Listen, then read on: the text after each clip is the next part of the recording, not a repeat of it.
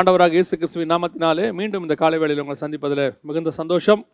இந்த முறை நாம் ஒரு வித்தியாசமான செய்தி ஒன்றை பார்க்க போகிறோம். வசனத்தை வாசித்து கொண்டிருந்த போது ஆண்டவர் எனக்கு சொல்லிக் கொடுத்த ஒரு விஷயத்தை தான் நான் உங்களோடு கூட பகிர்ந்து கொள்ள விரும்புகிறேன். தலைப்பு வசனமாக 2 கொரிந்தியர் 2ஆம் அதிகாரம் 11வது வசனத்தையும் எபேசியர் 6ஆம் அதிகாரம் 11வது வசனத்தையும் நான் வாசிக்க போகிறேன். 2 கொரிந்தியர் 2ஆம் அதிகாரம் 11வது வசனம். சாத்தானாலே நாம் மோசம் போகாதபடிக்கு அப்படி செய்தேன், அவனுடைய தந்திரங்கள் நமக்கு தெரியாதவைகள் அல்லவே. எபேசியர் 6:11, நீங்கள் பிசாசின் தந்திரங்களோடு எதிர்த்து நிற்க திராணி உள்ளவர்களாகும்படி தேவனுடைய சர்வாயுதத்தை தரித்து கொள்ளுங்கள் அப்படின்னு இருக்கு. நம்ம இந்த வசனத்திலிருந்து தான் பார்க்க போகிறோம். நாம் கண்களை மூடி தேவ சமூகத்தில் ஆண்டவரை நோக்கி பார்க்க போகிறோம். சர்வ வல்லமை உள்ள எங்கள் தகப்பனே, இந்த அருமையான காலை வேளைக்காக உமக்கு ஸ்தோத்திரம். வேத வாக்கியங்களை அறிந்து கொள்ளும்படி எங்கள் இருதயங்களையும் கண்களையும் திறக்கிறதான தேவனே, ஆண்டவரே, இந்த வாக்கியங்கள் எங்களுக்கு பிரயோஜனமாக, எங்கள் வாழ்நாளுக்கு பிரயோஜனமாக எங்கள் இருதயங்களிலே பதிய கர்த்தர் கிருபை பாராட்டுவீராக. ஆண்டவரே, கடமைக்காக அல்ல சுவாமி, உம்முடைய வேதத்தினுடைய மகத்துவங்களை அறியும்படி தேவனாய் கர்த்தர் எங்கள் இருதயங்களை திறக்க வேண்டுமாய் நாங்கள் செபிக்கிறோம். ஆண்டவரே, இதன் மூலமாக நாங்கள் இன்னும் அநேக வேதத்தின் சத்தியங்களை ஆழத்திற்குள்ளே கடந்து போக கர்த்தர் கிருபை தருவீராக. மகிமையின் தேவன் வெளிப்படுவீராக. மகிமையுள்ள கரத்துக்குள்ளே எங்களை தாழ்த்தி ஒப்பு கொடுக்கிறோம். நீர் பேசும், நீர் இடைபடும், எங்கள் ஆண்டவர் இயேசுவின் நாமத்தில் பிதாவே, ஆமென். 2 கொரிந்தியர் 2ஆம் அதிகாரம் 11வது வசனத்திலும் எபேசியர்கள் நிருபம் 6ஆம் அதிகாரம் 11வது வசனத்திலும் தெளிவாக பவுல் ஒரு காரியத்தை சொல்லுகிறார். சாத்தானுடைய தந்திரங்கள் அறியாதவைகள் அல்லவே, சாத்தானுடைய தந்திரங்களோடு கூட எதிர்த்து நிற்கும்படிக்கு அப்படின்னு சொல்றார். அதாவது இந்த சாத்தானுடைய தந்திரம் அப்படின்னா என்ன, தந்திரங்கள், சாத்தானுடைய தந்திரங்கள் என்ன, அதை பற்றி தான் நாம் இன்னைக்கு பார்க்க போகிறோம். பொதுவாக எதிராளியை பற்றி தெரிந்து கொள்வது மிக மிக அவசியம். இஸ்ரவேல் ஜனங்கள் ஒவ்வொரு இடத்துக்கு போகும்பொழுதும் இந்த எதிராளிகளை குறித்து ஓரளவுக்கு அவங்க வேவு பார்ப்பாங்க அப்படின்னு பார்க்குறோம். இது அவசியமா அப்படின்னு கேட்டிங்கன்னா, நான் தேவனோடு கூட நிற்கிறவர்களுக்கு, அவரோடு கூட நடக்கிறவர்களுக்கு அது அவசியம் இல்லாத காரியம் என்று நான் சொல்லுவேன். எப்போவுமே சொல்லுவேன், ஒரு இடத்துக்கு நாம் போகும்போது சிலரெல்லாம் நான் பார்த்துருக்குறேன், பிசாசை கட்டி, அந்த ஊரில் இருக்கிற பிசாசை கட்டி, அந்த ஊரில் இருக்கிற ஒவ்வொரு பிசாசியாக கட்டிக்கிட்டு இருப்பாங்க. அவங்களுடைய குலம் கோத்திரம்லாம் தேர்ந்தெடுத்து கட்டுவாங்க. அந்த பிசாசுடைய அப்பா யாரு, அம்மா யாரு, அதுக்கு 2 பசங்க இருக்கிறாங்க, ஒவ்வொன்றையா தேர்ந்தெடுத்து கட்டி கட்டி கட்டி பேசுவாங்க. எனக்கு தெரிஞ்ச வேதத்தில் அப்படி எதையுமே அவர்கள் செய்ததாக இல்லை. அதாவது அப்போஸ்தலர்களும் இயேசுவும் அப்படி செய்ததாக இல்லை. மாறாக இவர்கள் போகும்போது அவைகள் ஓடி வந்து எங்களை வேதனைப்படுத்த வந்தீங்களான்னு கேட்குது. இவங்க போனது அதை வேதனைப்படுத்துறதுக்கு இல்லை, இவங்க போனது வேற வேலையாக போகிறாங்க, இவங்க சுவிசேஷம் அறிவிக்க போகிறாங்க. ஆனால் அது வந்து கேட்குது, எங்களை வேதனைப்படுத்த வந்தீரா அப்படின்னா என்ன அர்த்தம்? சர்வாயுதத்தை தரித்து கொண்டு நாம் எப்பொழுதும் ஆயத்தமாக இருந்தால் பிசாசை தனியாக துரத்த வேண்டிய அவசியம் என்று ஒன்று கிடையாது. அது நம்மளை பார்த்தாலே ஓடும். அந்த அளவுக்கு நாம் ஆயத்தப்பட்டவர்களை நிற்கணும். அதே நேரத்தில் நீங்கள் ஜெபம் பண்ண வேண்டாம், பிசாசுக்கு ஜெபம் பண்ண வேண்டிய அவசியமே கிடையாது, நீங்கள் பாட்டு இருங்க பிசாசு ஓடிடும், அதெல்லாம் கிடையாது. வேதம் தெளிவாய் சொல்லுகிறது, இவ்வகையான பிசாசுகள் ஜபத்தினாலும் உபவாசத்திலும் என்று போகாதுன்னு இருக்கு.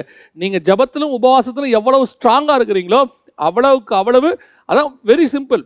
உள்ள நம்ம எவ்வளோ ஸ்ட்ராங்காக இருக்கிறோமோ அவ்வளோ வெளியே நம்ம ஸ்ட்ராங்காக இருப்போம்.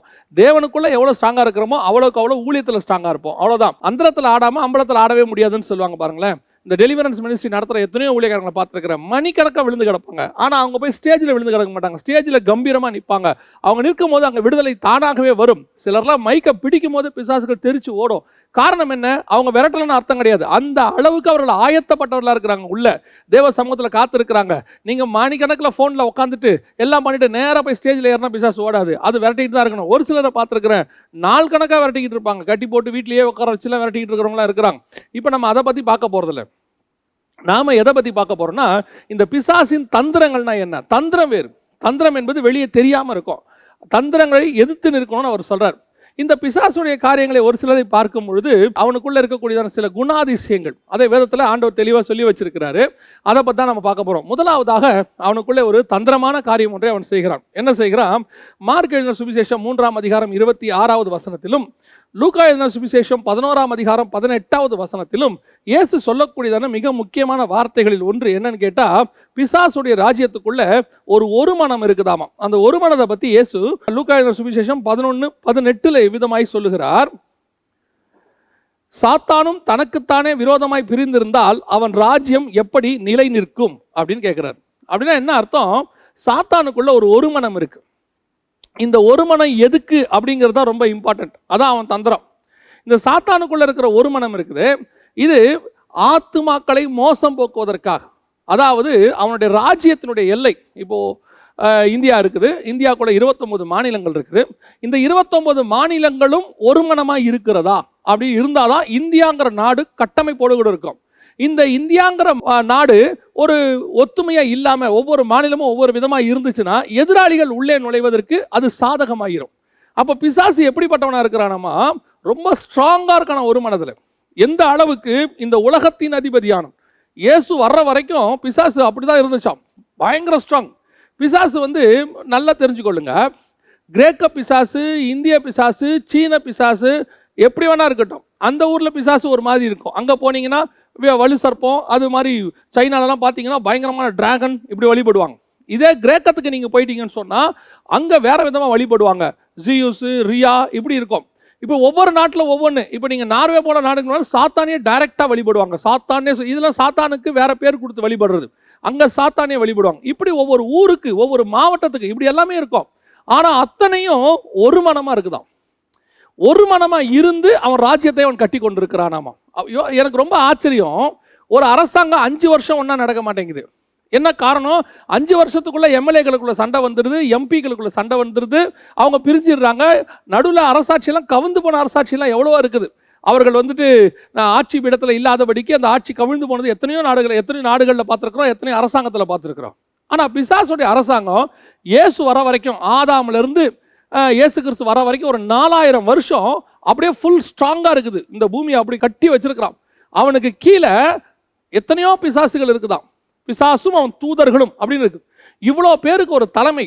ஆண்டவரே சொல்றாரு, உலகத்தின் அதிபதியானவன் என்னிடத்துல வருகிறான். அப்படின்னா என்ன அர்த்தம்? அவன் இந்த உலகத்தை ஆளுக செஞ்சுக்கிட்டு இருந்திருக்கிறான். எப்போ? இயேசு வரத்துக்கு முன்னாடி. நான் இவ்வளோ பேசுறது இயேசு வரத்துக்கு முன்னாடி இந்த உலகத்தின் முழுவதும் ஆட்சி செஞ்சிருக்கிறான். அவனுக்கு கீழே இவ்வளோ பேர் இருக்கிறாங்க. ஆனால் அத்தனைக்கு நடுவில் அவனுக்குள்ள இருந்தது என்ன? ஒரு மனம். அப்படியே ஸ்ட்ராங்காக கட்டி வச்சிருக்கிறான். இந்த ஒரு மனம் தந்திரமான ஒரு மனம். எந்த தந்திரம்? மக்களை தன் கட்டுக்குள்ள வச்சுப்பதற்கு, மக்கள் மேல் உள்ள நேசத்தில் இல்லை. அதான் ரொம்ப முக்கியம். இந்த ஒரு மனதை பல நேரங்களிலே அவன் என்ன செய்யறான்? தேவ பிள்ளைகளுக்குள்ளே அனுப்பி வைக்கிறான்.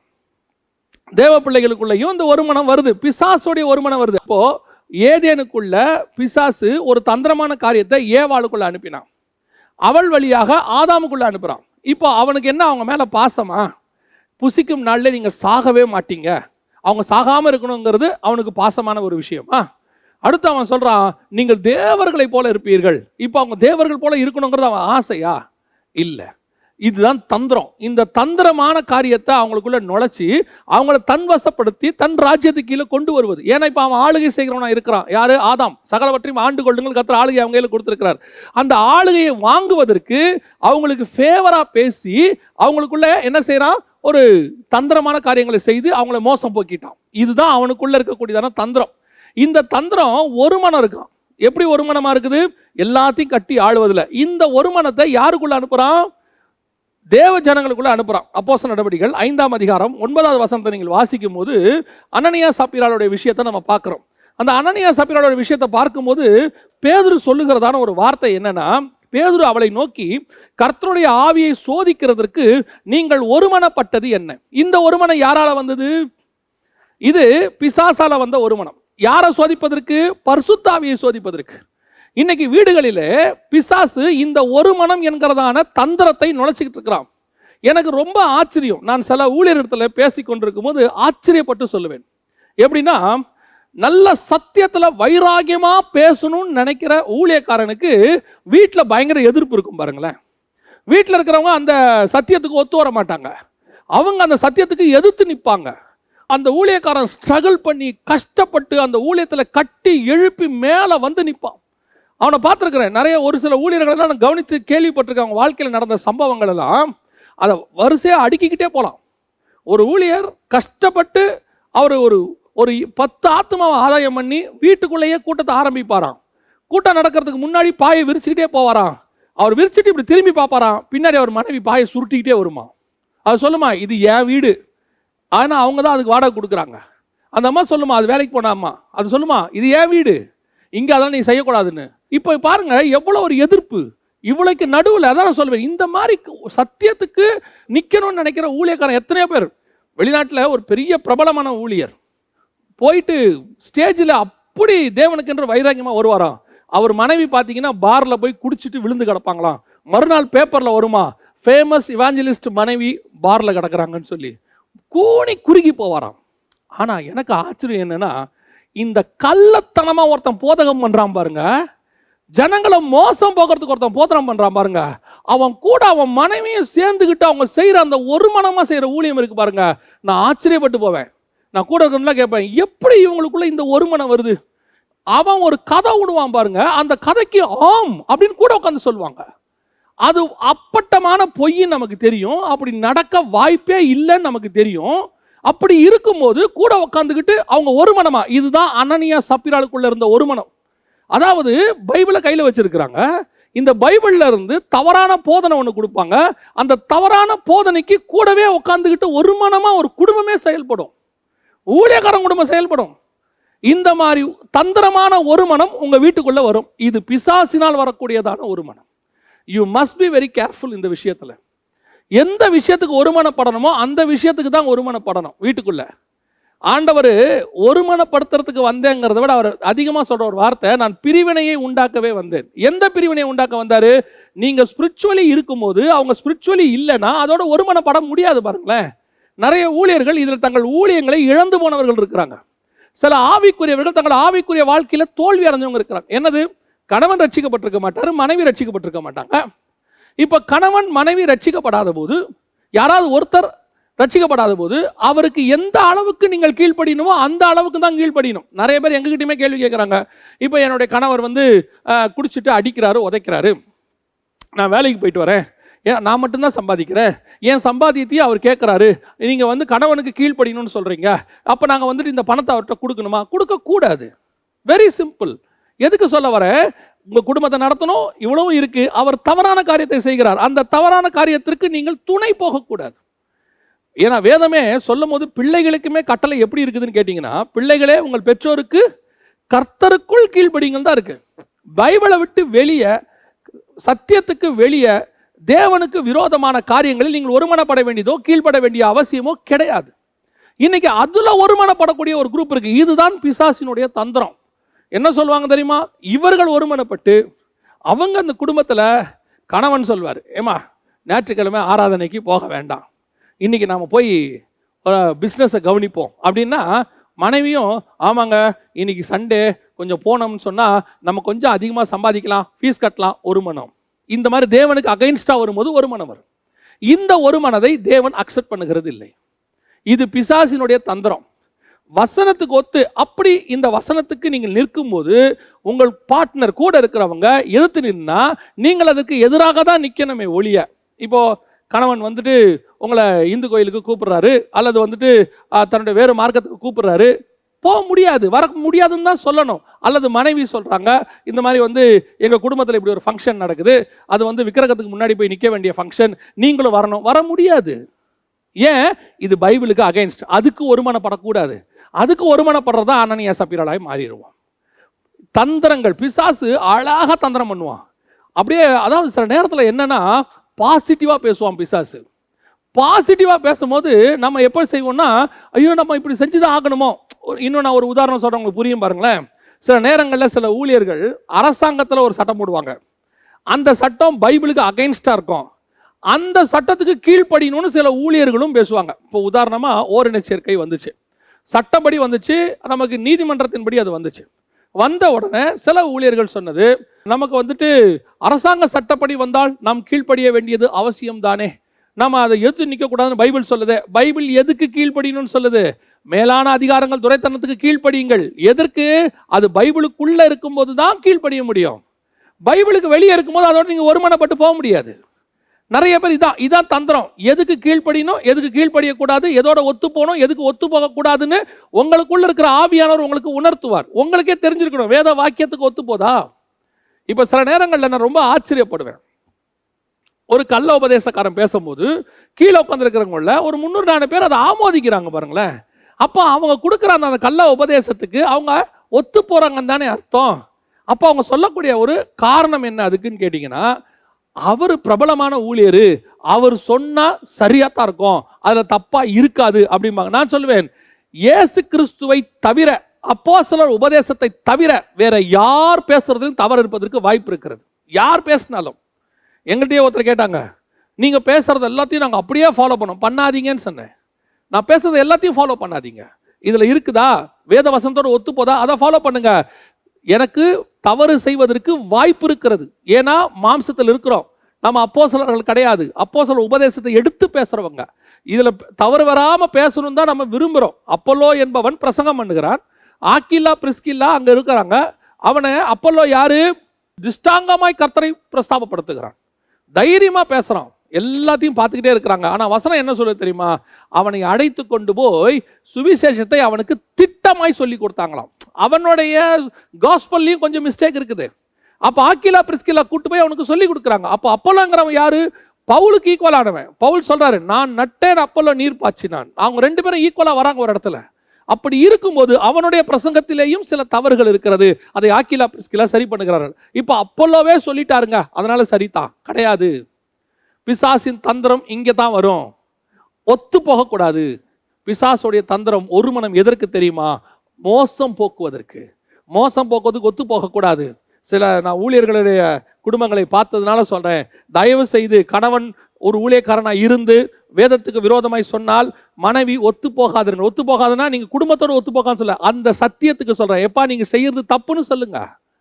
மனைவி செய்யக்கூடியது சத்தியத்தின்படி தப்பா இருந்தா நீ செய்யறது தப்புன்னு சொல்லுங்க. அதனால குடும்பத்தோட ஒத்து போகாதன்னு நான் சொல்லலை, தப்பா புரிஞ்சிடக்கூடாது. நீங்க குடும்பம் இருக்கணும். கணவன் எப்பேற்பட்டவனாக, மனைவி எப்பேற்பட்ட ரட்சிக்கப்படாத மனைவியாய் இருந்து சண்டைக்காரியாய் இருந்து வாழ முடியாது வனாந்தரமாய் இருந்தாலும் நீங்கள் இருந்து தான் ஆகணும், கடைசி வரைக்கும் கூட தான் இருக்கணும். பைபிள் அப்படித்தான் சொல்லுது. அவள் நீங்கள் ஆதாயம் பண்ணணும். ஆனால் நான் சொல்லுகிறது என்ன? அவள் சொல்லுகிற சத்தியம், சண்டை வரும் வீட்டில், நீங்கள் சொல்கிற சத்தியத்துக்கு அவங்க சொல்கிறது அகைன்ஸ்டாக இருக்கும், பைபிளுக்கு அகைன்ஸ்டாக இருக்கும். அதனால் வீட்டில் சண்டை வரும். அந்த சண்டை வந்தாலும் பரவாயில்ல, நான் சத்தியத்துக்கு நிற்கணும். அதுக்கு ஒத்து போயிடக்கூடாது. நீங்கள் ஒத்து போக தொடங்குனீங்கன்னா கொஞ்சம் கொஞ்சமாக பிசாசு ஏதேனுக்குள்ளே நுழைஞ்ச மாதிரி உங்கள் வீட்டுக்குள்ளே நுழைஞ்சிருவான். ஸ்டார்ட்லேயே தடுத்துடணும். அதை நிறைய பேரோட குடும்பத்தில் அதான் பிரச்சனையை, விட்டுருவாங்க. சில கணவன்கள் மனைவியுடைய ஆரம்ப காலத்தில் வரக்கூடியதை அந்த கல்யாணம் ஆன ஜோரில் அவங்க சொல்கிறத சிலதை விட்டுருவாங்க. அப்படியே கொஞ்சம் கொஞ்சமாக விட்டு விட்டு விட்டு அந்த மாதிரி என்ன சொல்லும், ஆரம்பத்தில் நீங்கள் எல்லாம் கேட்டீங்களே, அப்போ செஞ்சீங்களே, ஏன் இப்போ செய்ய மாட்டீங்க? இவருக்கு தெரியும் இது சத்தியத்தின்படி தப்புன்னு. அந்த கல்யாணமான புதுசில் மனைவிக்காக விட்டு கொடுத்துருவாரு. அதனுடைய விளைவு என்ன? அனனியா சப்பீரால மாறுற இடத்துக்கு போயிடும். நான் நிறைய ஊழியர்களை பார்த்துருக்கிறேன். நிறைய ஊழியர்களை சத்தியத்தோடு கூட இணைந்து ஊழியம் பண்ணக்கூடிய எத்தனையோ ஊழியர்கள் இருக்கிறார்கள். அவர்கள் கர்த்தருக்குள்ள நல்லா ஷைன் ஆகி வராங்க. அதே நேரத்தில் இந்த மாதிரி தவறான உபதேசத்துக்கு ஒரு மனம், ராங் ஒரு மனம், இது இந்த தந்திரத்துக்கு ரொம்ப கேர்ஃபுல்லாக இருந்து கொள்ளுங்க. வசனம் சொல்லுது, பிசாசின் தந்திரங்கள் அறியாதவைகள் அல்லவே. ரெண்டாவது, பிசாசுகிட்ட இருக்கக்கூடியதான இன்னொரு தந்திரம் என்னன்னு கேட்டீங்கன்னா, 1 பேதுருவின் புஸ்தகம் 5ஆம் அதிகாரம் 8வது வசனம். 1 பேதுருவின் புஸ்தகம் 5ஆம் அதிகாரம் 8வது வசனத்தில் பிசாசை குறித்து வேதம் சொல்லுகிறது, அவன் எவனை விழுங்கலாமோ தெளிந்த புத்தி உள்ளவர்களாய் இருங்கள், விழித்திருங்கள், ஏனெனில் உங்கள் எதிராளியான பிசாசானவன் கர்ச்சிக்கிற சிங்கம் போல் எவனை விழுங்கலாமோ என்று வகை தேடி சுத்தி திரிகிறான். இப்போ பிசாசுக்கு ஒரு ஆத்ம பாரம் இருக்கு. இந்த ஆத்ம பாரத்தை நல்லா கவனிங்க. எவனை விழுங்கலாமோ என்று வகை தேடி அப்படியே பயங்கரமா அலையறானாமா. ஒரு ஆத்மா கிடைக்குமா? இதுல அவனுடைய தந்திரம் இருக்கு. என்ன தந்திரம்? இந்த ஆத்ம பாரம் எதற்காக அவனுக்கு அந்த ஆத்ம பாரம் வந்துச்சு? இந்த ஆத்மா எதுக்கு? அந்த ஆத்மாவை மோசம் போக்குவதற்கு, மரணத்துக்கு நேராக நடத்துவதற்கு. அதுதான் ரொம்ப இம்பார்ட்டன்ட். அந்த ஆத்மாவை நரகத்துக்கு கூட்டிட்டு போறதுக்கு அவன் என்ன செய்யறானா, எவனை விழுங்கலாமோ என்று வகை தேடி சுத்தி திரிகிறான். இப்போ அவனோட ஏத்து நிக்க போறோம்.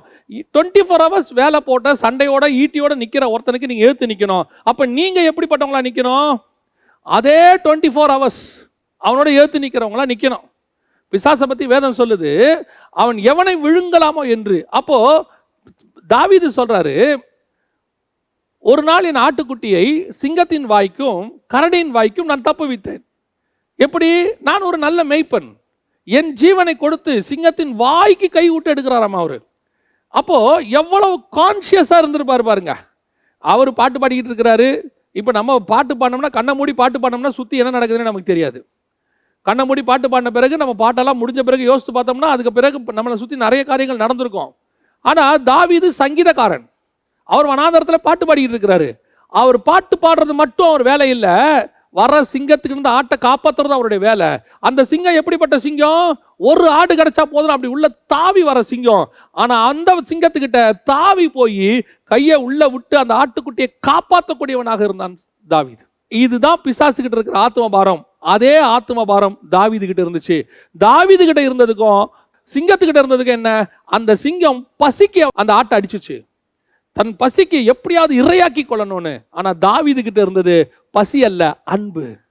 அந்த ஆட்டுக்குட்டியின் ஜீவனை நான் காப்பாற்ற வேண்டும். அந்த ஆத்ம பாரம் தான் நமக்கு இருக்கணும். பிசாசுக்கு இருக்கிற ஆத்ம பாரம் தந்திரமானது. எவனை விழுங்கலாமோ என்று வகை தேடி என்ன செய்யறான்? சுத்தி திரிகிறானாம். அதே ஆத்ம பாரம் உங்களுக்கு எனக்கு இருக்கணும்.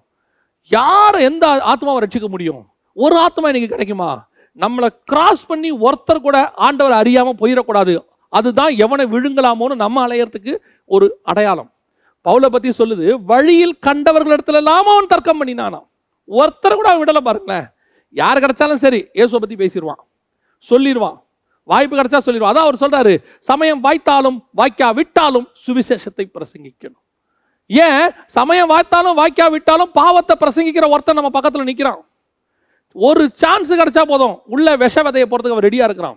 ஒரு சான்ஸ் கிடைச்சா போதும் களையை விதைக்கிறதுக்கு ரெடியா இருக்கிறான். எப்பத்துல இருந்து? அந்த ஆத்மா மேல அவனுக்கு எப்போ பிறந்துச்சோ அப்பத்துல இருந்து.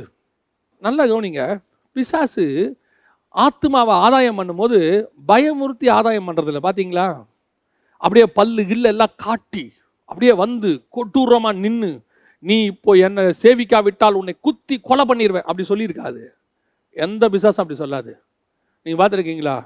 பிசாசு ஒரு ஆத்ம ஆதாயம் பண்றது எல்லாமே ரொம்ப மைல்டா, அவனுக்கு மாம்சத்துக்கு சந்தோஷம் கொடுக்கக்கூடியதா, அவனை அரவணைச்சு போகிறதா, அவன் கண்களுக்கு இச்சைய, அவனுடைய ஜீவனத்துக்கு ஒரு பெருமைய, அவன் மாம்சத்துக்கு ஒரு இச்சைய அப்படியே கொடுத்து அப்படியே மைல்டா தட்டி தட்டி தட்டி தட்டி அடிச்சுட்டு போயிடுறான்.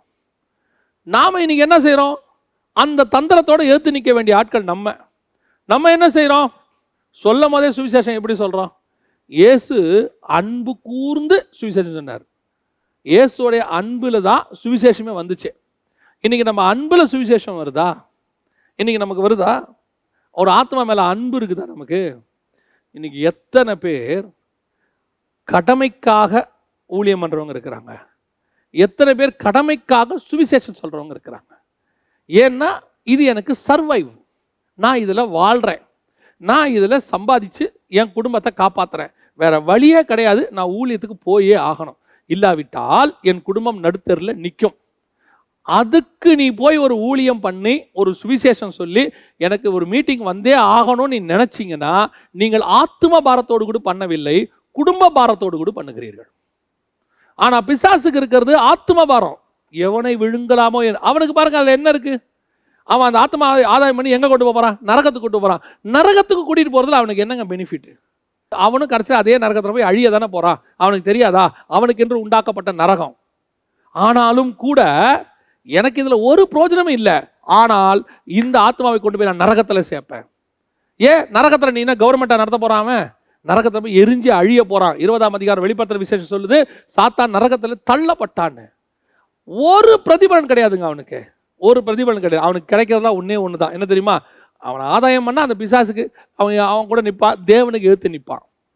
ஆத்ம ஆதாயம் பண்ணாவிட்டாலும் ஒருவேளை அந்த ஆத்மா தேவனை ஏற்றுக்கொண்டால் அது தேவனோடு கூட நிற்கும், இவனை ஏற்று நிற்கும். அவ்வளவுதான் நடக்க போகுது. ஆனா அவன் பாருங்க, அந்த ஆத்மாக்கு எவ்வளவு கொள்ளை பொருளா எடுக்கணும்னு ஓடி வரான் பாருங்க.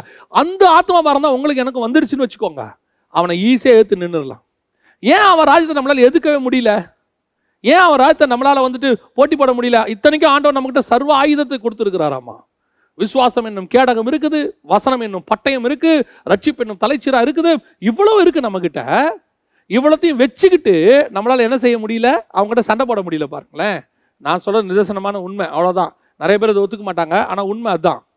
சாத்தானுடைய எதிர்த்து நிற்கிறது. இவங்க சாத்தானை பார்த்து பயப்படுறவங்க எத்தனையோ பேர் இருக்கிறாங்க. சாத்தானால் பயன்படுத்தப்படுகிற மனுஷர்களை பார்த்து இவங்க பயப்படுவாங்க.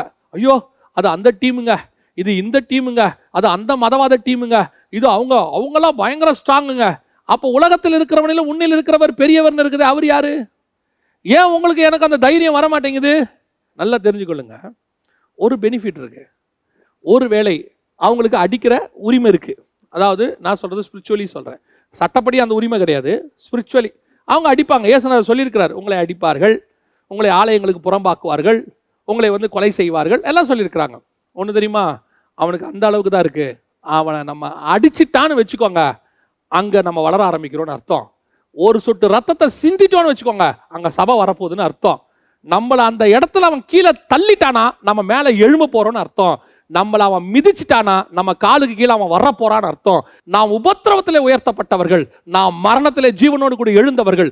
அந்த வல்லமை, உயிர்த்தெழுந்த கிறிஸ்துவினுடைய வல்லமை உங்களுக்குள்ள எனக்குள்ள இருக்கும் போது உங்களுக்கு எனக்கு எவ்வளோ ஆத்மபாரம் இருக்கணும். நம்ம எதுக்கு மினிஸ்ட்ரி பண்ணோம்? நம்ம வாழ்றதுக்கு, நம்ம குடும்பத்தை வாழ்றதுக்கா? தேவையே கிடையாது. நம்ம குடும்பத்தை பரலோகம் நடத்தும், நம்மளை பரலோகம் நடத்தும், தேவையானதை பரலோகம் கொடுக்கும். ஆனா உங்க வேலை, என் வேலை என்ன தெரியுமா? எவனை விழுங்கலாமோ என்று, யாருக்கு இந்த சுவிசேஷத்தை சொல்லலாம். அதான் வசனம் சொல்லுது, பவுல் வந்து எப்படியாவது இந்த காஸ்பலை சொல்லிடணுமா. அவர் சொல்றாரு, எப்படியாவது இந்த காஸ்பலை சொல்லிடு. எனக்கு அவருடைய ஹிஸ்டரியை படிக்கும் போது, அப்போஸ்தலர் படிக்கல, ஆச்சரியமா இருக்குதுங்க. செத்து போனவர் நினைச்சு விட்டுட்டு போயிட்டாங்களாம், கல்லுல அடிச்சு அவர் செத்துட்டாருன்னு விட்டுட்டு போயிட்டாங்களாம். வசனம் சொல்லுது, அவர் எழுந்து நின்று உள்ளே போய் பிரசங்கம் பண்ணினார். அப்படின்னா அவனுக்குள்ள அந்த கிறிஸ்துவின் அன்பு நெருக்கி ஏவுது பாருங்க. அந்த சுவிசேஷ பாரம் ஒன்றே. இன்னைக்கு அது அப்படியே கொஞ்சம் கொஞ்சமா மாறி மாறி மாறி மாறி போச்சு. ஆத்ம பாரம், பிசாசுக்கு இருக்கிற ஆத்ம பாரம் இன்னைக்கு நமக்கு இல்லை பாருங்களேன். இந்த பிசாசுக்கிட்ட தந்திரமான, திருப்பியும் சொல்றேன், அவன்கிட்ட இருக்கு தந்திரமானது, நரகத்துக்கு கூட்டு போறது. அவனுக்கு ஒரு பெனிஃபிட்டும் இல்லை. ஆனாலும் அவன் 24 மணி நேரம் அங்கே அவன் செய்கிறான் பாருங்க அந்த மினிஸ்ட்ரியை. ஆனால் உங்களுக்கு எனக்கும் அந்த ஆத்மா பரலோகத்துக்கு வரும். உங்களை குறித்து என்னை குறித்து சாட்சி கொடுக்கும். பிதாவுக்கு முன்பாக உங்களை பற்றி என்னை பற்றி இயேசு சாட்சி கொடுப்பாராமா. என்னை இங்கே சொல்கிறவன நான் பிதாவுக்கு முன்பாக சொல்லுவேங்கிறாரு. அதை விட பெரிய விஷயம் என்ன தெரியுங்களா? இங்கே நீங்கள் ஆத்மாதாயம் பண்ணி ஜெயம் கொள்ளுகிறவங்களா மாறினீங்கன்னா உங்கள் பேரை ஜீவ புஸ்தகத்தில் எழுதுவேங்கிறாரு, உங்களை ஆலயத்துக்கு தூணாக்குவேங்கிறாரு, நித்திய ஜீவனை கொடுப்பேங்கிறாரு. உங்களுக்கு எனக்கு எவ்வளோ ஆசீர்வாதங்கள், இவ்வளோ ஆசீர்வாதங்களை வச்சிருக்கிற நாமே ஒரு வேலையும் செய்ய மாட்டேங்கிறமே. ஒரு ஆசீர்வாதம் இல்லை, நரகத்துக்கு போகிற சாத்தான் எப்படி ஊழியம் பண்ணுறான் பாருங்க, எப்படி ஊழியம் பண்ணுறான். அப்போ அந்த தந்திரமான ஆத்ம பாரம் நல்ல ஆத்ம பாரமாய் உங்களுக்குள்ளும் எனக்குள்ளும் இருக்கணும். அவனை எடுத்து நிற்கணும்னா அந்த அவனை காட்டிலும் மேலான ஆத்ம பாரம் உங்களுக்கு எனக்கும் வரணும். அதை விட பெரிய விஷயம் என்ன தெரியுங்களா? இந்த ஆத்மா மேலே அவனுக்கு இருக்கிற அந்த பாரம் எந்த அளவுக்கு எப்படி இருக்குன்னு நான் உங்களுக்கு சொல்கிறேன். லூக்கா எழுதின சுவிசேஷம் 4ஆம் அதிகாரம் 13வது வசனத்தில், அந்த 4ஆம் அதிகாரத்தில் இயேசு சோதிக்கப்படுறார். வனாந்தரத்துக்கு கூட்டிகிட்டு போய் சோதிக்கப்படுறார். நம்ம எல்லாருக்கும் தெரியும். சோதிக்கப்பட்ட இயேசு ஜெயிச்சிடறாரு சாத்தான. நல்லா கவனிச்சுக்கொள்ளுங்க, 3 ரவுண்டாக நடக்குது. முதல்ல வனாந்தரத்தில், அடுத்து தேவாலயத்து முப்பரைக்கின் மேலே, அடுத்து மலைக்கு மேலே, 3 ரவுண்டு. 3 ரவுண்ட்லேயும் இயேசு ஜெயிச்சிட்டார். வசனம் என்ன சொல்லு தெரியுமா? அந்த லூக்கா 4:13 சாத்தான் இயேசுவை விட்டு சில காலம் விலகி இருந்தான். கொஞ்ச நேரம், கொஞ்ச காலம் அப்படின்னா என்ன அர்த்தம்? போயிட்டு திரும்பி வந்துட்டான். இதுதான் ஆத்ம பாரம். ஒரு ஆத்மா நமக்கு செட் ஆகலை, அந்த ஆத்மா நம்ம கையை விட்டு போயிருச்சு, ஆனால் அதை விட அவன் தயாராக இல்லை. இப்போ விடுவோம், திருப்பி பிடிப்போம், கொஞ்ச நாள் ஆகட்டும். திருப்பி என்ன பண்ணுறான்? ஊர்களுக்கு போகும்போது ஆடுகளை விட்டு கல்லடியை பார்க்குறான், இயேசு மறைந்து போகிறார். மலைக்கு மேலே கொண்டு போய் கீழே தள்ள பார்க்குறான், இயேசு மறைந்து போகிறார். அவரை எப்படியாவது அவர் வாயிலேருந்து ஒரு கெட்ட வார்த்தையை வர வச்சிடணும், தப்பான வார்த்தையை வர வச்சிடணும், அவரை பேச பார்க்குறான். அவர் ஞானமாக இருக்கிறார். கடைசியா பிதாவின் சித்தத்தை சிலுவையில் செஞ்சுக்கிட்டு இருக்கும்போது கடைசி முயற்சி, நீ தேவனுடைய குமாரனை இறங்கி கீழே வா. அவன் கடைசியா அவர் எதுக்கு வந்தாரோ அதில் கை வைக்கிறான். ஏன்னா அவர் தேவனுடைய குமாரன்னு ப்ரூவ் பண்ண தான் வந்தார். இந்த பூமிக்கு அவர் வந்ததே அதுக்கு தான் வந்தார். அங்கே கை வைக்கிறான், நீ தேவனுடைய குமாரனை கீழே இறங்கி வா. அப்போ கூட பிதாவின் சித்தத்தை செய்து அவனை ஜெயிக்கிறாரு. அப்படின்னா பிசாசு அடுத்து அடுத்து அடுத்து அந்த ஆத்மாவை எப்பத்தில் ஆரம்பிப்பான் தெரியுமா? எப்போ பிறக்கும் போது ஆரம்பிக்கிறான் அவரை கொலை பண்ணுறதுக்கு. ஒருவேளை இவர் கிறிஸ்துவா இருப்பாரோ அப்படின்னு நினச்சிக்கிட்டு எப்போ வரான்? சிலுவை வரைக்கும் 33 வருஷம் விடாமுயற்சி, ஆத்மாவை பின்தொடர்தல். இன்னைக்கு நமக்குள்ள என்ன இருக்கு? ஆத்மா பாரம் எந்த அளவுக்கு இருக்குது? அவனுக்கு இருந்தது அவரை கொல்லவும் அழிக்கவும் தான், அதுக்கு வரான். அவன் வந்தது அவரை கொல்றதுக்கு.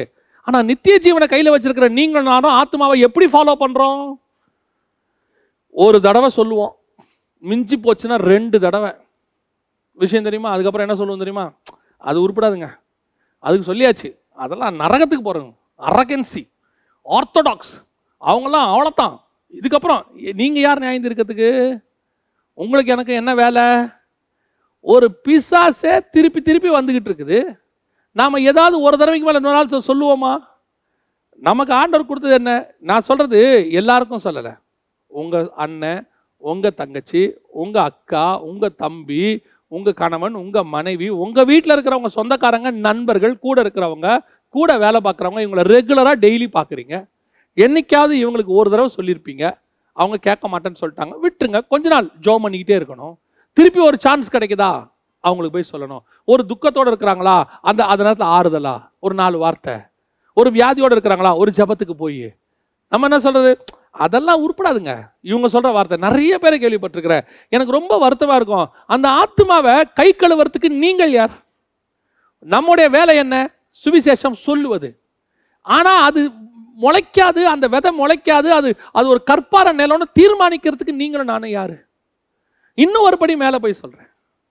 இதாவது ஆத்மா பாரம், ரட்சிக்கப்பட்ட ஆத்மா, நம்ம சபைக்கு வந்த ஆத்மா, நம்ம ஊழியத்தில் நம்ம கூட இருக்கிற ஆத்மா ஒரு பின்வாங்கி போனா நம்ம எப்படி ரியாக்ட் பண்ணுறோம்?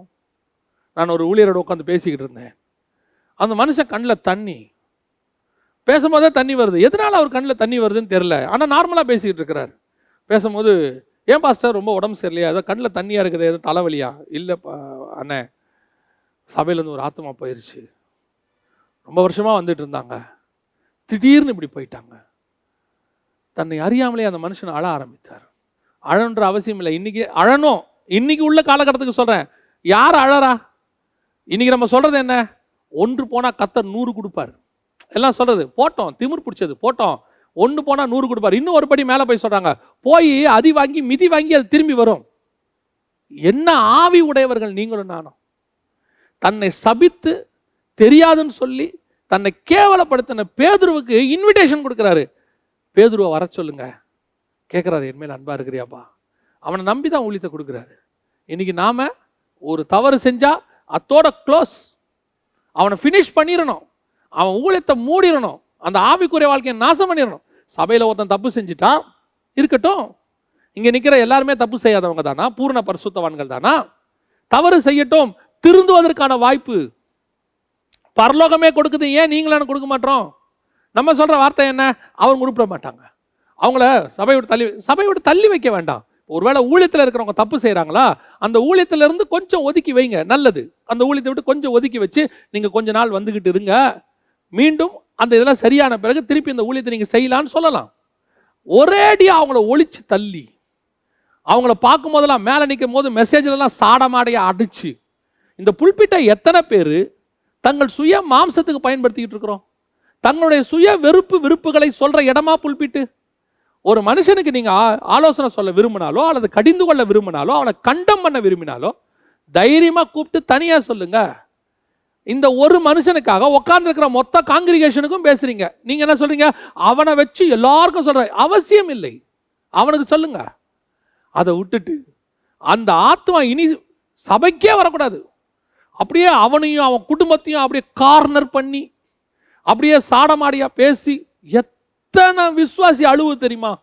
எத்தனை விசுவாசி அப்படியே சபைக்கு போனாலே அவர் எங்களை தான் பேசுறாருன்றது எங்களுக்கு நல்லா தெரியுது, அத்தனை பேருக்கும் தெரியுது எங்களை தான் பேசுறாருன்னு. ஆனா சாடமாடையா அடிக்கிறது.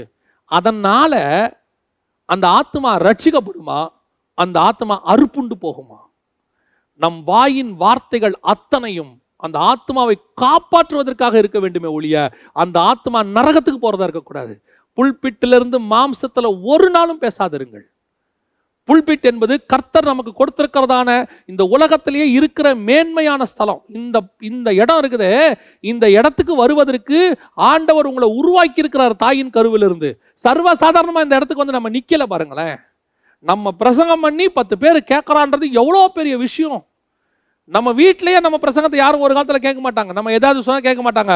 இன்னைக்கு நம்ம பேசுறத உட்காந்து கொஞ்சம் பேர் கேட்கறாங்கன்னா அந்த உங்களுக்கு ஒரு தகுதியும் ஒரு காரியத்தை கர்த்தர் உங்களுக்கு உண்டாக்கி வச்சிருக்கிறாருன்னா இங்க மாம்சத்தை பயன்படுத்துவது எவ்வளவு தப்பு. இங்க ஆவியானவர் தான் பேசணும்.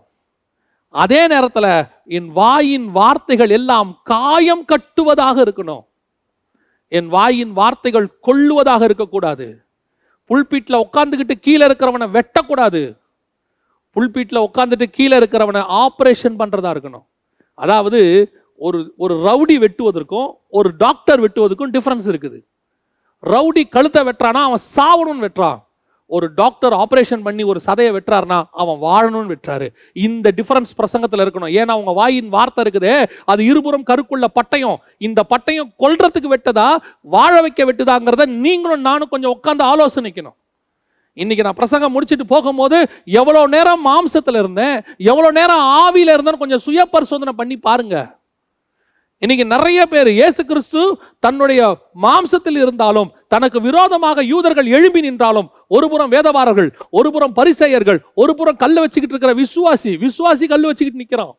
இவைக்கு இருந்தாலும் ஒரு வார்த்தை கூட சுயமாய் பேசாதபடி என் பிதாவின் சித்தத்தையே செய்தேங்கிறாரு. அந்த இடத்துக்கு நீங்களும் நானும் வரணும் பாருங்களேன். அதுதான் கர்த்தர் உங்ககிட்ட என்கிட்ட எதிர்பார்க்கறது. அப்ப அந்த ஆத்ம பாரம் இருந்தா மட்டும்தான் உங்களுக்கு எனக்கு இது வரும். என்ன அடிச்சாலும் சரி, என்ன பண்ணாலும் சரி, எனக்கு அந்த ஆத்மா போயிடக்கூடாது. என்னுடைய குறைகளையும் என்னுடைய கஷ்டங்களையும் என்னுடைய கோபத்தையும் இறக்கி வைக்கிற இடம் இல்லை புல்பிட். இது என்ன இடம் தெரியுமா? இங்கு இருந்து அநேகரை காப்பாத்துகிற இடம். எனக்கும் பின்னாடி முதுகுல 1000 குத்து இருக்கு, என்னை வெட்டி இருக்காங்க. ஆனாலும் என் கையில் இருக்கிற கயிறு அவனை காப்பாற்றுவதற்காக கொடுக்கப்பட்டது. என்னை வெட்டினாங்கன்னா அதை பிரதிபலிக்கிற இடம் கிடையாது இங்க. நானும் வெட்டுவேன். என்னை வெட்டினீங்கல்ல, நானும் வெட்டுவேன். இன்னும் ஒரு படி நான் மேலே போய் சொல்றேன். உங்களை தவறாய் பேசினவன் கூட அங்கே வந்து உட்காந்துருப்பான். உங்களை குற்றப்படுத்தினவன் வந்து உட்காந்துருப்பான். எந்திரிச்சு பிரைஸ் தி லார்ட் அப்படிம்பான். வேற வழியே கிடையாது, நீ பிரைஸ் தி லார்ட் தான் சொல்லணும். நீ கடும் பாவி, வெளியே போடான் சபையை விட்டு சொல்றதுக்கு வேற யாருக்கும் அருகதை கிடையாது. ஏன்னா அது நீங்க சம்பாதிச்ச சபை இல்லை, கர்த்தர் ரத்தத்தால் சம்பாதித்த சபை. மோசேய 3 மாசத்துல கொல்ல பார்த்தான். அதுக்கு பிறகு அவன் எங்க வந்து அந்த ஆத்மா ஆதாயம் பண்றான் தெரியுமா? 120வது வயசுல கண்மலையை அடிக்க வைக்கிறான். 120 years அவன் ஃபாலோ பண்ணியிருக்கிறான் மோசேய. பின்னாடியே ஆதாயம் பண்ணிட்டான் பாருங்க. ஆதாயம் பண்ணி அதுக்கப்புறம் கர்த்தர் மோசே மேல கிருபையா அவன் சரீரத்தை கொண்டு போயிட்டாரு. அப்ப கூட போய் கேட்கறான், மோசேயின் சரீரம் எங்க? ஏன்? இதுக்காக நான் 120 வருஷம் வேலை பார்த்திருக்கிறேன், 120 years வேலை பார்த்திருக்கிறேன். இது தந்திரம், அவனுக்குள்ள இருக்கிறது தந்திரம். என்ன தந்திரம்? அதை கொண்டு போய் நரகத்தில் எப்படியாவது தள்ளிடணுமே. அந்த ஆத்ம பாரம் உங்களுக்கு எனக்கும் பரலோகத்துக்கு தள்ளணுமேன்னு வந்தா எப்படி இருக்கும்? ஐயோ, லாஸ்ட் மினிட்லயே அதை நான் காப்பாத்திடணுமே. சிலர்லாம் உங்களுக்கு விரோதமா பேசினவங்க அடிபட்டு ஹாஸ்பிட்டல்ல இருக்கிறாங்கன்னு கேள்விப்பட்டு சீரியஸா இருக்கிறாங்கன்னா இங்க உட்காந்து நீங்க என்ன பேசுறீங்க? அவனுக்கு அது நடந்துச்சு. காரணம், எனக்கு விரோதமா பேசினா, ஊழியக்காரனுக்கு விரோதமா பேசினா நடக்குமா? கர்த்தர் அடிச்சு போட்டிருக்கிறாரு. அவனுக்கு இன்னும் இருக்குது. நீ சரியான ஆவி உடையவன் அல்ல. கிறிஸ்துவின் ஆவி எப்படிப்பட்டது தெரியுமா? பதறி போய் ஓடும். இந்த லாஸ்ட் மினிட்ல அவனை காப்பாற்ற முடியுமா? நீங்க போய் நின்று பாருங்களேன். அவன் கண்ணில் வர தண்ணி இருக்க, அதை அவனை பரலோகத்துக்கு கூட்டு போயிடும். இவ்வளோ பேசின என் ஊழியக்காரன் வந்து நிற்கிறானே, எனக்காக வந்து நிற்கிறாரு, எனக்காக ஜெபம் பண்றாரு. ஆண்டவரே, அவன் பிழைக்கிறானோ இல்லையோ நமக்கு தெரியாது. ஆனா அவன் மனம் திரும்பி அந்த ஆத்மா பரலோகத்துக்கு போயிடும். அதுக்கு தானங்க நம்ம ஊழியம் பண்ண வந்தோம். கண்டம் பண்ணணும். எதுக்கு? தப்பு பண்றவனை கண்டம் பண்ணணும். ஆனா அந்த கண்டம்னேஷன் எவ்வளவு தூரத்தில் இருக்கணும் தெரியுமா? அவன் சாகிற அளவில் அல்ல, அவன் பிழைக்கிற அளவில். பிசாசு கிட்ட இருந்தது எப்படி தந்திரம்? எப்படியாவது நரகத்துக்கு கூட்டிட்டு போயிடணும். இது அவங்ககிட்ட இருந்த தந்திரம். நாம கற்றுக்கொள்ள வேண்டியது, நாம் தெரிந்து கொள்ள வேண்டிய ஒரு விஷயம் இதில் என்ன தெரியுமா? அவனை ஏற்று நிற்கிற நாம அவனை காட்டிலும் ஆத்ம பாரம் உள்ளவர்களாக இருக்கணும். அந்த ஆத்மாக்காக அவன் சாகிற வரைக்கும் நம்ம முயற்சி பண்ணிக்கிட்டே இருக்கணும். சான்ஸ் கிடைக்குமா, சான்ஸ் கிடைக்குமா, சான்ஸ் கிடைக்குமான்னு ஓடிட்டே இருக்கணும். ஒரு சான்ஸ் கிடைச்சா விட்டுறக்கூடாது. உங்களுடைய சுயத்தை அங்கே கலக்கக்கூடாது. அங்கே தான் பிசாசு கொண்டாடுவான். நீ ஏன் போற இப்போ? உன்னை எப்படி பேசினா அவன், உன்னை என்ன பண்ணா, இந்த இந்த இந்த கசப்பை உனக்குள்ள போட்டுருவான். ஏன்னா இப்போ நீங்க போனீங்கன்னா அவனை காப்பாத்திடுவீங்கன்னு அவனுக்கு தெரியும். அப்பதான் நம்ம போகணும். ரைட், போலாம். பேசத்தானப்பா செஞ்ச, அதனால நான் குறைஞ்சிடலையே. இன்னும் சொல்ல போனா அவன் பேசினதற்காக நான் வளர்ந்துருக்கிறேன். கர்த்தர் அவன் நிமித்தம் என்னை உயர்த்திருக்கிறார். தாவீது சொல்றாரு, சீமேயின் பேசின நிமித்தமாவது கர்த்தர் என்னை உயர்த்துவார். அந்த உயர்வை கர்த்தர் ஒன்று கட்டளையிட்டு இருப்பாரு. அதனால நம்ம ஒன்றும் குறைஞ்சிட மாட்டோம். நம்மளை தப்பா ஒருத்தன் பேசுறதுனால, இல்லை ஒருத்தன் நம்ம ஊழியத்தை தப்பா பேசுறதுனாலையோ நம்மை அபிஷேகம் பண்ண அபிஷேகம் மாறாது. நம்மளை அபிஷேகம் பண்ணவர் கர்த்தர். உங்களையே என்னையும் கீழே தள்ளுறதுக்கு கர்த்தர் ஒருத்தரால மட்டும்தான் முடியும். ஒருத்தன் பேசி கீழே தள்ளிட்டான், ஒருத்தன் வாட்ஸ்அப்பில் உங்களை பற்றி தப்பா போட்டு கீழே தள்ளிட்டான், ஒருத்தன் ஃபேஸ்புக்கில் போட்டு கீழே தள்ளிட்டானா, உன்னை அபிஷேகித்தவரை விட ஃபேஸ்புக் ரொம்ப, வாட்ஸ்அப் மீடியா ரொம்ப பெருசாகிடும். ஏன்? கர்த்தர் அபிஷேகம் பண்ண எவனையும் மீடியா கீழே தள்ளும்னா கர்த்தரை விட மீடியா பெருசு. நான் சொல்லுவேன், மீடியா விட கர்த்தர் பெருசு. நீ என்ன வேணாலும் எழுது, என்ன வேணாலும் பேசு. உன்னை அபிஷேகம் பண்ணினவர் உன்னை உயர்த்துவதற்கு வல்லமை உள்ளவராக இருக்கிறார். உன்னை அழைத்தவர் உண்மை உள்ளவர். உன்னுடைய அழைப்பும் உன்னுடைய கிருபா வரங்களும் மாறாதவைகள். அதனால உன்னை யார் பேசினாலும் அதை கசப்பா எடுக்காதீங்க. நாளைக்கு ஒரு நாள் அவனுக்கு நீங்க தேவைப்படுவீங்க. அவன் கஷ்ட நிலைமையில் இருக்கான். ஒருவேளை அவன் பிள்ளைக்கு ஒரு ஃபீஸ் கட்ட வேண்டியிருக்கும், ஒரு மெடிக்கல் செலவு தேவைப்படும், ஓடி போய் கொடுங்க. அதுதான் அவனுக்கு நீங்கள் காட்டுகிற கிறிஸ்துவினுடைய அன்பு. அதைத்தான் ஆண்டவர் எதிர்பார்க்கிறார். மூன்றாவது பிசாசினுடைய இன்னொரு தந்திரம் என்ன தெரியுமா? மத்தேயு எழுதின சுவிசேஷம் 4ஆம் அதிகாரம் 8வது வசனம் 9வது வசனம். இந்த வசனத்துல அவன் இயேசுவை பார்த்து சொல்ற ஒரு வார்த்தை, என்னை தாழ விழுந்து பணிந்து கொண்டால் எல்லாவற்றையும் நான் உமக்கு தருவேன். மத்தேயு எழுதின சுவிசேஷம் 4ஆம் அதிகாரம் 8-9 வசனம். மறுபடியும் பிசாசு அவரை மிகவும் உயர்ந்த மலையின் மேல் கொண்டு போய் உலகத்தின் சகல ராஜ்யங்களையும் அவைகளின் மகிமையும் அவருக்கு காண்பித்து, நீ சாஷ்டாங்கமாய் விழுந்து என்னை பணிந்து கொண்டால் இவைகளை எல்லாம் உமக்கு தருவேன் என்று சொன்னான். இப்போ பிசாசுடைய தந்திரம் ஒன்று இருக்கு பாருங்க. பிசாசுக்கு நல்ல ஒரு விஷயம் தெரியுது, இந்த இயேசு மிக முக்கியமான ஒரு ஆளு. இந்த ஆத்மாவை ஆதாயம் பண்ணணும். இந்த ஆத்மாவை ஆதாயம் பண்ணா நமக்கு சர்வ வல்லமை உள்ள தேவனே கீழ்ப்படிய ஆரம்பிச்சிடுச்சுன்னா இந்த பூமி மட்டும் இல்லை, வானமும் அவனுக்கு கீழாயிடும். ஏன்? இவர் வானத்தின் ராஜா. இவனை பணிஞ்சிட்டாருன்னா இவனுக்கு கீழே இப்போ ஏற்கனவே பூமி இவங்ககிட்ட தான் இருக்குது. ஏன்னா ஆதாம் வழியா வந்துருச்சு. இப்போ அடுத்து எதை கொண்டு வரணும்? பரலோகத்தை கொண்டு வரணும். ஏன்னா இவன் ஆசையை பரலோகத்துக்கு ஏறி நான் வானத்துக்கு ஏறி சிங்காசனத்தை போடுவேன், அதான் அவனுடைய ஆசை. இப்போ அந்த ஆசையை நிறைவேற்றுறதுக்கு அவன் என்ன சொல்றான்? என்னை தாழ விழுந்து பணிந்து கொள். இவருக்கு என்ன தேவை? இந்த பூமியை ஜெயிக்க வந்திருக்கிறாரு. ஏன்னா அது ஆதாம் வழியா விட்டு போயிருச்சு. இழந்து போனவங்களை மீட்கிறதுக்கு தான் மனுஷகுமாரன் வந்திருக்காரு. அதுல ஆத்மா எல்லாமே வந்துடும், இந்த பூமியும் வரும், இந்த லேண்டும் வரும். இப்போ அவன் என்ன சொல்றான்? இதுக்கு தானே வந்திருக்கிறீரு, என்ன விழுந்து பணிஞ்சுக்கோங்க, இதை கொடுத்துட்றேன். ஏன்? இதை கொடுத்துட்றேன், அதை நான் எடுத்துப்பேன். எது? நீர் எங்க இருக்கிறீரு? ராஜாவா இருக்கிறீர், அதை நான் எடுத்துப்பேன். இதான் அவன் தந்திரம். அவனுடைய தந்திரம் எப்படி இருக்கு பாருங்களேன். ஆனா இதுல ஒரு காரியத்தை கவனிச்சிங்களா? அவன் தந்திரமானவன், அதுல எந்த மாற்று கருத்தும் இல்லை. அவன் அதை அந்த ஆத்மாக்காக அவன் எதை இழக்கிறான் தெரியுங்களா? எதை கொடுக்கறான் தெரியுமா? அவன் 4000 வருஷமா ஆதாம வீழ்த்தி சம்பாரிச்சான் பாருங்க. அதுல இருந்து இந்த 4000 வருஷமா உலகத்தினுடைய மொத்த மகிமை அவன் கையில் இருக்கு. அத்தனையும் இயேசுக்கு கொடுக்க ரெடியா இருக்கிறான். எதுக்கு? அந்த ஒரு ஆத்மாவுக்கு.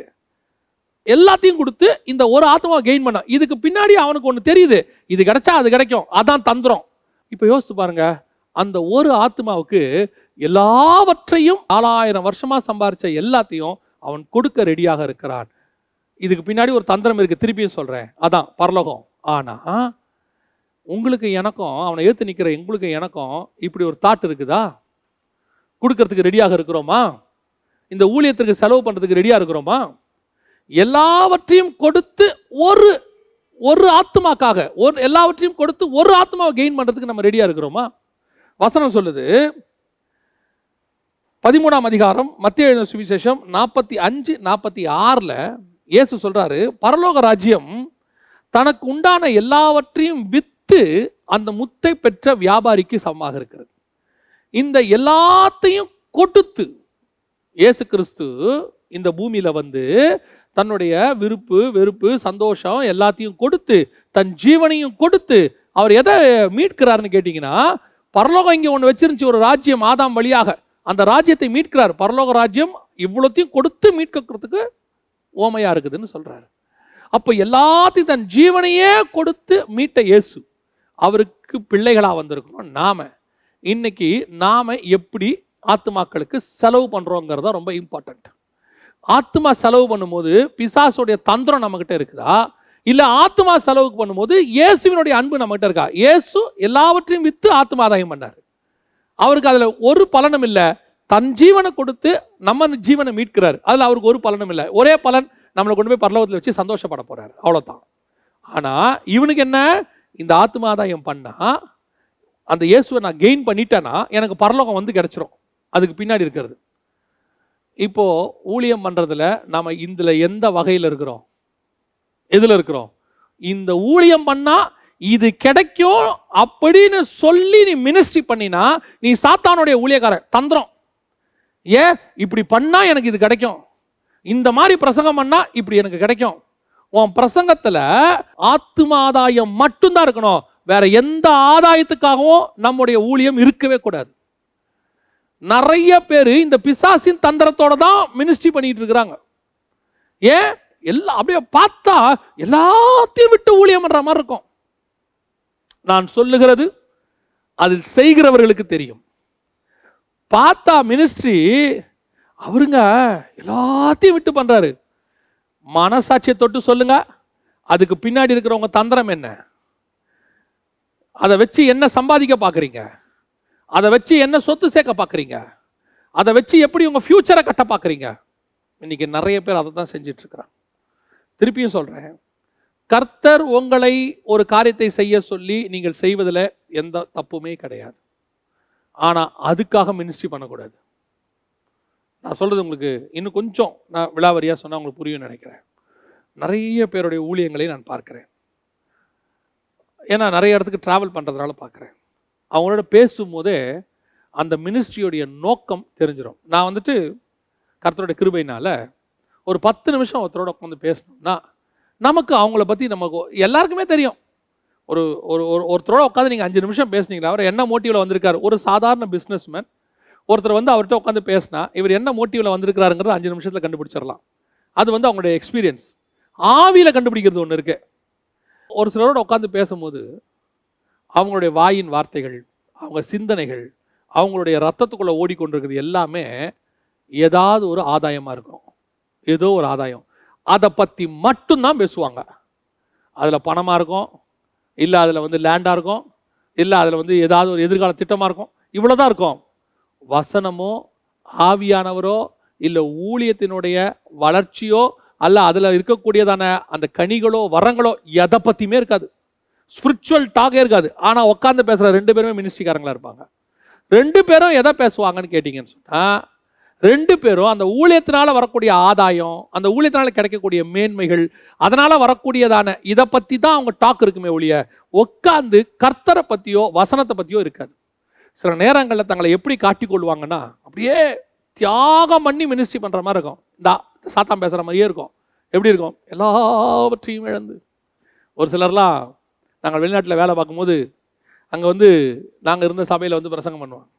பெரும்பாலும் அந்த வெளிநாட்டுக்கு பிரசங்கியார் போகும்போது அவங்களுடைய மோட்டிவே என்னவாக இருக்கும்னா, நான் சொல்கிறது 100க்கு 90%, 10% பேர் உண்மையிலேயே அழைப்பு பெற்று கூப்பிட்டாங்கன்னு போய் வசனத்தை தவிர வேற எதையுமே பேசாமல் பேசிட்டு வருவாங்க. அவங்களையும் கர்த்தர் ஆசீர்வதிச்சு அனுப்புகிறார்.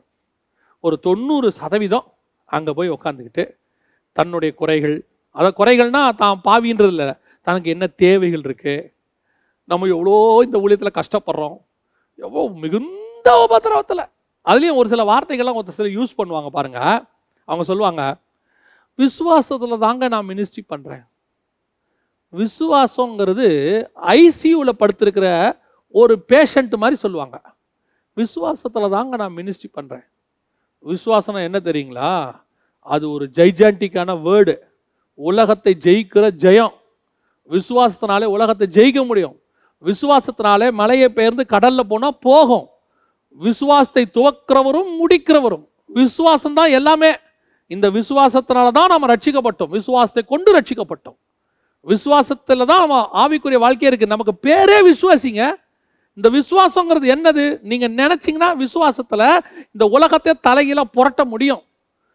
சூரியனை நிற்க வைக்க முடியும், செங்கடலை பிளக்க முடியும், யோர்தானை பின்னிட்டு ஓட வைக்க முடியும். நீங்கள் 5000 பேருக்கு அப்பத்தை கொண்டு வர முடியும், மரித்தவரை உயிரோடு கூட எழுப்ப முடியும். இயேசு சொல்றாரு, பிதாவே நீர் எனக்கு செய்கிறேன்னு அறிந்திருக்கிறேன், சுற்றி இருக்கிறவர் விசுவாசிக்கத்தக்கதாக இதை நான் செய்கிறேன். அந்த விசுவாசம் அப்படிப்பட்ட வல்லமை உடையது. நீங்க விசுவாசத்தில் பலப்பட்டு இருந்தீங்கன்னா உலகத்தையே ஜெயிக்க முடியும். அப்படியே வந்து அவங்க பிரசங்கத்தை, அந்த விசுவாசங்கிற வேர்டை பிரசங்கத்தில் எப்படி யூஸ் பண்ணுவாங்க தெரியுமா? விசுவாசத்தில் தாங்க என் வாழ்க்கை ஓடுது. அது என்னமோ அப்படியே ட்ரிப்ஸ் ஏறிக்கிட்டு இருக்கிற பேஷண்ட் மாதிரி, ஏதோ அவர் இந்த ட்ரிப்ஸில் தாங்க வாழ்க்கையை ஓட்டிக்கிட்டு இருக்கிறாரு அப்படிங்கிற மாதிரி சொல்லுவாங்க. விசுவாசத்தில் எப்படி சொல்லணும் தெரியுமா? விசுவாசத்தில் வாழ்கிறேன். ஏன்?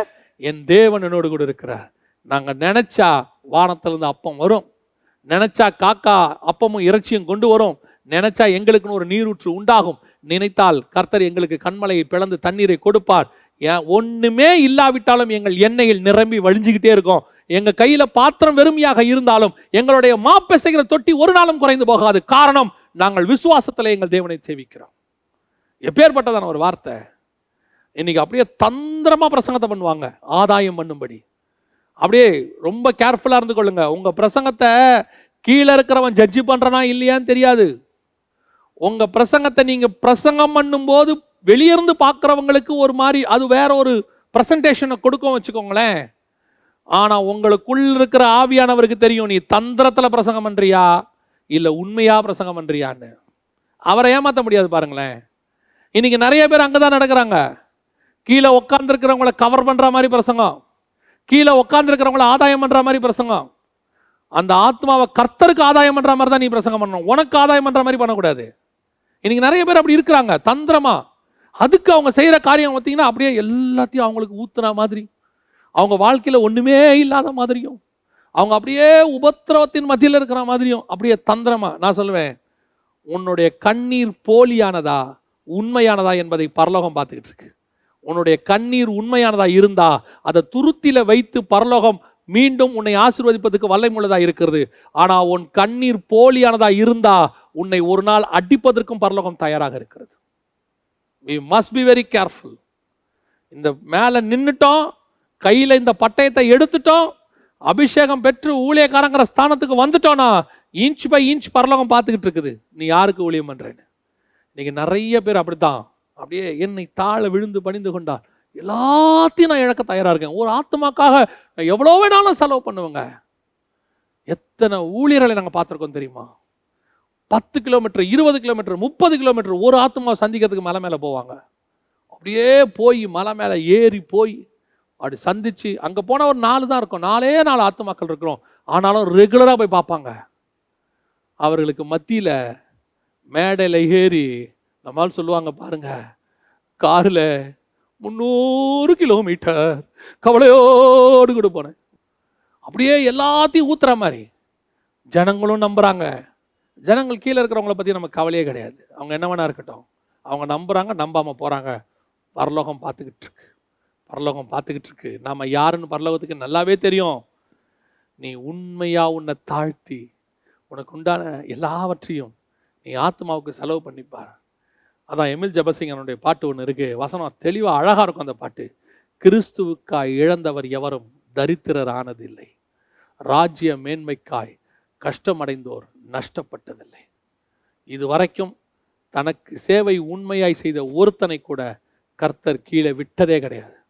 நீங்கள் நினைக்கிற மாதிரி அவன் மில்லியனர் பில்லியனர் ஆக மாட்டான், உலக கோடீஸ்வரன் லிஸ்ட்டில் ஒருத்தன் வரமாட்டான், இந்தியாவில் உள்ள ஊழியக்காரங்களே பெரிய பணக்காரங்கிற பட்டம்லாம் கிடைக்காது. ஆனால் ஒன்று கிடைக்கும், கடைசி கண்ணை மூடுற வரைக்கும் சமாதானமாய் மூடி அந்த கண்ணு பரதீசில் திறக்கும் போது சமாதானமாய் திறக்கும். எத்தனை பேர் சாகும்போது பரலோகத்துக்கு போகிறோமாங்கிற சந்தேகத்தோடு செத்தவங்களா இருக்கிறாங்க தெரியுமா? சாகும்போது ஐயோ நான் பரலோகத்துக்கு போவேனா மாட்டேனான்னு சொல்லி சந்தேகத்தோடு கூட அழுகையோடு போனவங்க எத்தனை பேர் இருக்கிறாங்க. ஆனால் எத்தனையோ பரிசுத்தவான்கள் தாங்கள் கடந்து போவதற்கு முன்பதாகவே 2 நாளைக்கு 3 நாளைக்கு முன்னாடியே அதை அறிந்து எல்லாரையும் கூப்பிட்டு ஆசீர்வதித்து ஜெபம் பண்ணி நிம்மதியாய் சந்தோஷமாய் தேவராஜ்யத்துக்குள் பிரவேசித்தவர்கள் இருக்கிறார்கள். பரலோகம் பார்த்துக்கிட்டு இருக்குது. நீ கிறிஸ்துவுக்காய் இழக்கிற ஒரு காரியமும் பரலோகத்தில் உனக்கு ஆதாயமாக இருக்கும். உனக்கு கர்த்தர் கொடுக்குறாரா, அதை கிறிஸ்துவுக்கு அவருடைய ஊழியத்துக்கும் செலவு பண்ணுங்க. எத்தனை லட்சம் கொடுத்தாலும் செலவு பண்ணுங்க, செலவு பண்ணுங்க. ஒரு ஆத்மாக்காக செலவு பண்ணுங்க, 1 லட்சம் ஆத்மாக்கு செலவு பண்ணுங்க. கொடுக்கறத செலவு பண்ணிட்டே இருங்க, நீங்க வந்துகிட்டே இருக்கும். நான் சொல்றேன், இறைக்கிற கிணறு தாங்க சுரக்கும். அப்படியே தண்ணி இருக்குதுன்னு மூடி போட்டு வச்சு பாருங்க, அந்த தண்ணி பாசி பிடிச்சிரும். ஓடுற ஆற்றுல என்னைக்குமே அழுக்கு படியாதுங்க. ஓடுற ஆடுல அழுக்கு பறிவே படியாது. குளம் கொட்டை தேங்கி நிற்கிற தண்ணியில தான் அழுக்கு படியும். நீங்கள் கொடுத்து கொண்டே இருங்கள், ஆண்டவர் உங்களை ஆசீர்வதித்து கொண்டே இருப்பார். ஆத்துமாக்களுக்கு நீங்கள் செலவு பண்ணுறதை ஒரு நாளும் தப்பாக நினைக்கவே நினைக்காதீங்க. ஐயோ என் எதிர்காலம் என்ன ஆகும், என்னுடைய பிள்ளைகளுடைய எதிர்காலம் என்ன ஆகும். நான் உங்களுக்கு சொல்கிறேன், நீதிமானுடைய சந்ததி அப்பத்துக்கு இறைஞ்சினதை நான் பார்த்தது இல்லை என்று சங்கீதக்காரன் சொல்லுகிறார். அது வேத வார்த்தை, ஒரு நாளும் அது நடக்காது. நீங்கள் ஒரு கோவலை தண்ணீர் கொடுத்தாலும் உன் பிள்ளைக்கு ஆண்டவர் ஒரு வாளி நிறைய தண்ணி தருவதற்கு வல்லமையுள்ளவராக இருக்கிறார். தந்திரமா ஊழியம் பண்றோமா, உண்மையா ஊழியம் பண்றோமா, உன்னுடைய பிரசங்கத்தில் அது உலகத்துக்கு தெரியாது. நீங்க என்ன மோட்டிவ்ல பிரசங்கம் பண்றீங்க, என்ன மோட்டிவ்ல மினிஸ்ட்ரி பண்றீங்க, என்ன மோட்டிவ் உலகத்துக்கு தெரியக்கூட வேண்டாம், கர்த்தர் தெரியக்கூட வேணாம்னு நினைப்பாரு. ஆனா அவருக்கு நல்லாவே தெரியும். அவன் கிரியைக்கு தக்கதான பலன் அவரோடு கூட வந்து கொண்டிருக்கிறது. பிசாசின் தந்திரங்கள் அறியாதவைகள் அல்லவே. அவனை எதிர்த்து நிற்கிற நீங்களும் நானும் இந்த 3 காரியத்துல ரொம்ப கேர்ஃபுல்லாக இருக்கணும். முதலாவதாக, அவனுக்குள்ளே இருந்த ஒரு மனம். அவன் நரகத்துக்கு கொண்டு போவதற்கு ஒரு மனமாக இருந்தான். நாம் பரலோகத்துக்கு கொண்டு போவதற்கு ஒரு மனமாக இருக்கணும். நமக்குள்ளே இந்த ஒரு மனம் தந்திரமான ஒரு மனம் வந்துடக்கூடாது. ரொம்ப கேர்ஃபுல்லாக இருந்து கொள்ளுங்க. ஒரு வேதத்துக்கு அகைன்ஸ்டா குடும்பத்தில் ஒன்று நடக்குதா, தைரியமா சொல்லுங்க, இது அகைன்ஸ்ட் டு பைபிள், என்னால் செய்ய முடியாது. ஒருவேளை நீங்கள் அதனால உபத்திரவப்பட வேண்டி வரலாம், ஆனால் பரலோகம் உங்களை கனப்படுத்தும். அந்த தவறுக்கு உடன்படாதிருங்கள். செய்யறது சீனியராக கூட இருக்கும், மேலானவங்களா இருக்கும், உடன்படாதீங்க. இது அகைன்ஸ்ட் டு பைபிள். இல்லை நான் சொல்லினா நீ கீழ்பட்டுதான் ஆகணும்பாங்க. ஒரு சிலர்லாம் சொல்லுவாங்க, அது எப்படி நாங்கள் சொல்கிறோம், நீங்கள் சொல்ல வேணாம், பைபிள் என்ன சொல்லுது அது சொல்லுங்க. நீங்கள் சொல்கிறதுக்கு நீங்கள் நானும் என்ன அப்போஸ்தலர்களா? இது தேவன் எழுதி கொடுத்துருக்கிறார். இது சொல்லுதா, இதுக்கு ஒரு மனதோடு நாங்கள் இணைந்து உங்களோட செய்வதற்கு தயாராக இருக்கிறோம். இது சொல்லலையா, செய்ய முடியாது. சிலர் சொல்லுவாங்க, அப்படி நெளிவு சுழிவு கொஞ்சம் போனாதாங்க மினிஸ்ட்ரி நடக்கும். அப்படி ஒரு மினிஸ்ட்ரி நடக்க வேண்டிய அவசியமே கிடையாது. இதுதான் சத்தியம், இப்படி தான் நடக்கணும், அப்படி செஞ்சா செய்யுங்க, இல்லைன்னா விடுங்க, ஃபினிஷ், முடிஞ்சு போச்சு. 2வது, ஆத்ம பாரம். எப்படிப்பட்ட ஆத்ம பாரம் இருக்கணும்? அவனுக்குள்ள ஒரு ஆத்ம பாரம், எவனை விழுங்கலாமோ என்று. நமக்கு எதிராளியானவனே இப்படி வேலை செய்யறானா, நாம எப்படி வேலை செய்யணும்? ஆத்மா. அடுத்து, ஆத்மாக்காக செலவு செய்தல். இந்த 3 காரியங்கள்ல ரொம்ப கேர்ஃபுல்லா இருங்க. எழுத்து நில்லுங்க. பிசாசுக்கு தைரியமா எழுத்து நில்லுங்க. ஒரு நாளும் அவன் உங்களை ஜெயிக்கவே முடியாது. ஏன்னா தலையில்லாதவனுக்கே இவ்வளவு துள்ளல் இருக்குன்னா, நம்ம தலை இயேசு கிறிஸ்து, நாம எப்படிப்பட்டவங்களா இருக்கணும்? தோத்தவனுக்கே இவ்வளவு தைரியம் இருக்கும்னா, ஜெயிச்ச உங்களுக்கும் எனக்கும் எவ்வளவு தைரியம் இருக்கணும்? நரகத்துக்கு போறவனே இவ்வளவு வைராக்கியமா பேசுவான்னா, பரலோகத்துக்கு போற நீங்களும் நானும் எவ்வளவு வைராக்கியமா பேசணும்? பரலோகம் பார்த்துக்கிட்டு இருக்கு. தைரியமா செயல்படுவோம். தேவனாய் கர்த்தர் நம்மோடு கூட இருக்கிறார். அவர் ஒரு நாளும் நம்மை கைவிடுகிறதில்லை. நாம ஜெபம் பண்ண போகிறோம். சர்வ வல்லமை உள்ள எங்கள் தகப்பனே, அருமையான நேரத்திற்காக உமக்கு ஸ்தோத்திரம். ஆண்டவரே, நாங்கள் இந்த உலகத்துல ஒரு பர்பஸோடு கூட கொண்டு வரப்பட்டோம். யாருக்கு எதிர்த்து நிக்கணும், எதுக்கு விலகி ஓடணும், எல்லாத்தையும் எங்களுக்கு நீங்க சொல்லி கொடுத்துருக்கிறீங்கப்பா. பாவத்துக்கு விலகி ஓடணும், பிசாசுக்கு எதிர்த்து நிக்கணும். அவனை எதிர்த்து நிக்கணும்னா சர்வாயுதத்தை நாங்கள் தரித்து கொள்ளுகிறவளாய் காணப்படவே கர்த்தர் கிருபை பாராட்டும். எங்களுக்கு கிடைத்த இந்த சத்தியத்தின்படி எங்களை நடக்க கர்த்தர் எங்களுக்கு கிருபை தருவீராக. ஆசீர்வதியும், வழி நடத்தும். இயேசுவின் நாமத்தில் பிதாவே, ஆமென்.